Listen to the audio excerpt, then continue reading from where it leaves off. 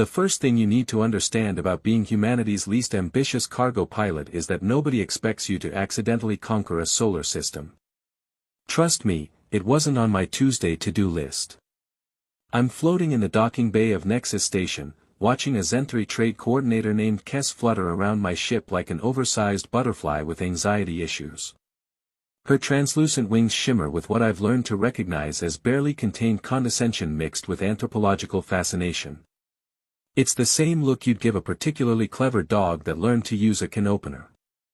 Captain Rourke, she chirps in that musical voice that makes every human sound like we're gargling gravel by comparison. Such a pleasure to see Earth's most persistent entrepreneurs again. Persistent. Right. That's diplomatic speak for, you people won't stop showing up with stuff we didn't know we wanted. Which, to be fair, is pretty much humanity's entire business model out here in the civilized galaxy. I pop the cargo hold and start floating containers toward the inspection area. Each one is stamped with that cheerfully bureaucratic, human origin, Class 7 primitive technology label that makes customs processing a breeze. Class 7 means we're somewhere between stone tools and figured out fire, according to the Galactic Development Index. It's insulting, but hey, the tax breaks are fantastic.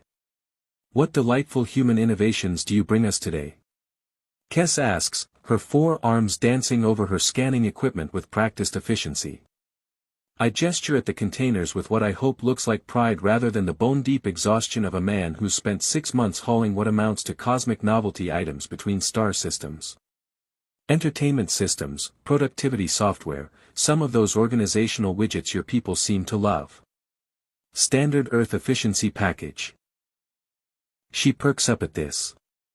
The Zenthri have been absolutely obsessed with human organizational systems ever since we started trading with them. Apparently, our species has a talent for taking chaotic situations and turning them into neat little categorized boxes.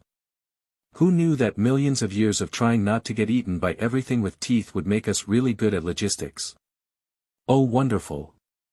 Kes practically bounces, which is disturbing when you're watching a 7-foot mantis butterfly hybrid express joy. The productivity enhancements from your last shipment increased our station efficiency by 12%. Our supervisors are curious about the mechanisms. I should probably feel proud about that. Humans being useful for something other than providing cheap labor and entertainment value. Instead, I'm getting that familiar itch between my shoulder blades that used to warn me about incoming artillery back when I was stupid enough to wear a uniform for a living. Curious how? I ask, trying to sound casual while helping her unload what looks like a standard neural interface gaming system. The kind of thing human kids use to blow up virtual spaceships and pretend they're important. Kessa's wings flutter in what I've learned is the Zenthri equivalent of a nervous laugh. Well, the systems seem to anticipate our needs in ways we didn't program them to. Our work patterns have become more streamlined. Some of our staff report feeling more motivated during their shifts, though they can't explain why. The itch becomes a full-blown alarm bell. I've been running cargo between Earth and a dozen different species for 8 years now, and I've learned to recognize when something sounds too good to be true. Usually right before it tries to kill you. That's great, I manage, watching her scan the gaming system. The readout shows standard human tech signatures, nothing that should set off any red flags. But there's something in the quantum resonance patterns that makes my pilot's intuition start screaming. Your people have such an interesting approach to problem solving, Kes continues, completely oblivious to my growing sense of dread. So intuitive. Almost predatory in its efficiency, if you'll pardon the expression. And there it is. The thing that's been bothering me for months now. Every species we trade with says the same thing, eventually. They start with condescending amusement about our, primitive but charming, technology, then gradually shift to this weird mix of gratitude and unease. Like they can't figure out why our stuff works so well for them. I think about the entertainment systems we've been shipping. Standard human psychological engagement protocols, designed to hit all the right dopamine triggers and keep users coming back for more. Nothing sinister about it, just good product design based on a few million years of evolutionary psychology. Except we've been calibrating those same systems for alien psychology. Learning what makes Zenthri tick, what motivates Corvin work patterns, how to keep Nexari attention focused on tasks they'd rather avoid. All in the name of better user experience, of course. Captain Kess is looking at me with concern, her compound eyes reflecting the station's ambient lighting in unsettling ways. You seem distressed. I force a smile and finish helping her with the cargo inspection. Everything checks out clean, same as always. Standard human tech, primitive but functional, cleared for distribution throughout Zenthri space. As she processes the paperwork, I can't shake the feeling that I'm missing something important. Something about the way she keeps mentioning how efficiently our systems integrate with their society.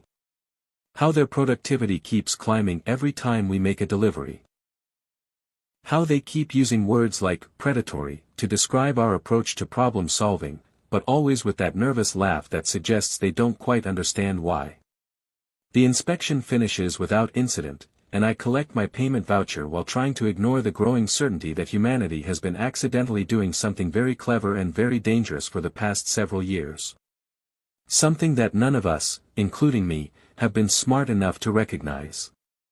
As I prep my ship for the return journey to Earth, I make a mental note to have a conversation with Admiral Voss when I get back.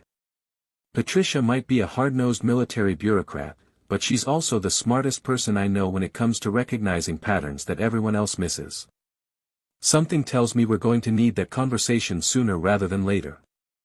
6 months later, I'm staring at Nexus Station through my viewport, and something is very, very wrong.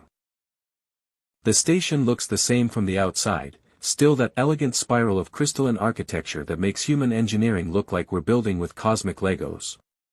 But the traffic patterns are all different. Instead of the usual chaotic dance of different species ships coming and going, there's an almost military precision to the docking sequences. Ships arriving in neat intervals, following approach vectors that maximize efficiency rather than accommodate individual pilot preferences. It looks like something Patricia Voss would design. My comm crackles to life as I request docking clearance. Captain Rourke, this is Nexus Station Control. Please proceed to Bay 7 for priority inspection. Welcome back. Priority inspection. That's new. And the voice on the comm isn't Zenthri musical tones, it's a human accent with just enough electronic modulation to sound official. I dock and cycle through the airlock, expecting to find Kess waiting for me with her usual mixture of enthusiasm and barely concealed superiority. Instead, I'm greeted by a human woman in a crisp navy uniform that I recognize but haven't seen in 5 years. Hello, Jake. Admiral Patricia Voss looks exactly like she did when I left military service, except now she's wearing insignia I don't recognize and standing in what used to be exclusively Zenthri space. We need to talk. Patricia. I keep my voice level, but my mind is racing. Funny place for a reunion. Last I checked, humans weren't running security on alien stations. Her smile has all the warmth of a tactical nuclear warhead. We're not running security, Jake. We're running everything else. She leads me through corridors that should be filled with Zenthri workers going about their elegant, inefficient business. Instead, I see mixed crews of humans and aliens working at terminals displaying interfaces that look suspiciously like the productivity software I've been hauling out here for years. The Zenthri are still present, but they're moving with the same focused efficiency I noticed in the ship traffic. Like they're all following the same optimization protocols. What the hell did we do, Patricia? We did what humans do best, she says, pausing at an observation deck that overlooks the station's central hub. We solved problems nobody asked us to solve, and now they can't function without our solutions. Below us, the hub bustles with activity that would make any logistics officer weep with joy. Cargo flows in perfect sequences, maintenance crews operate with clockwork precision, and every single workflow has been optimized to eliminate waste and maximize throughput. It's beautiful, efficient, and absolutely terrifying. Remember those entertainment systems you've been shipping? Patricia continues. Turns out they weren't just keeping people entertained. They were conducting psychological profiles, learning behavioral patterns, identifying optimization opportunities. Every game played, every interface interaction, every user preference was data. I think about the neural interface gaming systems, the ones that seemed so harmless. The productivity software was learning from the entertainment data. Bingo. And not just learning, adapting. Creating feedback loops designed to maximize user satisfaction while gradually shifting behavior patterns toward more efficient outcomes. We weren't selling them technology, Jake. We were selling them addiction to human-designed optimization. I watch a group of Zenthry workers below, their movements synchronized in ways that should be impossible for a species that values individual artistic expression above collective efficiency. They look happy, focused, productive. They also look like they're running on autopilot. Jesus, Patricia. Are we drugging them? Nothing that crude. We're giving them exactly what their brains are telling them they want, when they want it, in the most efficient way possible. The entertainment systems mapped their reward pathways, the productivity software optimized their work environments, and the organizational widgets restructured their social interactions. All of it perfectly legal, completely voluntary, and absolutely irresistible. A maintenance alert chimes through the station's communication system, and I watch as repair crews respond with military precision. No wasted motion, no hesitation, no inefficiency. It's like watching a hive mind that doesn't know it's a hive mind. How many stations? 47 so far, across 6 different species. The Corvin Trade Network adopted our logistics protocols last month. The Nexury entertainment industry is now completely dependent on human psychological modeling. And the Zenthry. She gestures at the bustling efficiency below us. The Zenthry have increased their system-wide productivity by 300% in the past 6 months. I lean against the railing, trying to process the scope of what she's telling me. We're not traders anymore. We're occupiers. We're partners, she corrects, but there's something in her voice that suggests she knows how hollow that sounds. Highly valued, completely indispensable partners who happen to control every system that keeps their societies functioning. That's not partnership, Patricia. That's conquest. Is it? She turns to face me, and for the first time, I see uncertainty in her eyes. They're happier, more productive, more fulfilled in their work than they've ever been. Crime rates are down, resource waste is eliminated, social conflicts have dropped to statistical noise. We've solved problems they didn't even know they had. By making them dependent on us. By making them better versions of themselves. I watch the organized chaos below and realize that Patricia is both completely right and absolutely wrong. The Zenthry aren't being oppressed or exploited in any traditional sense. They're thriving, achieving levels of social and economic success that their species has never experienced. But they're doing it using human psychological architecture, following human optimization protocols, living lives that have been subtly but fundamentally restructured around human concepts of efficiency and productivity.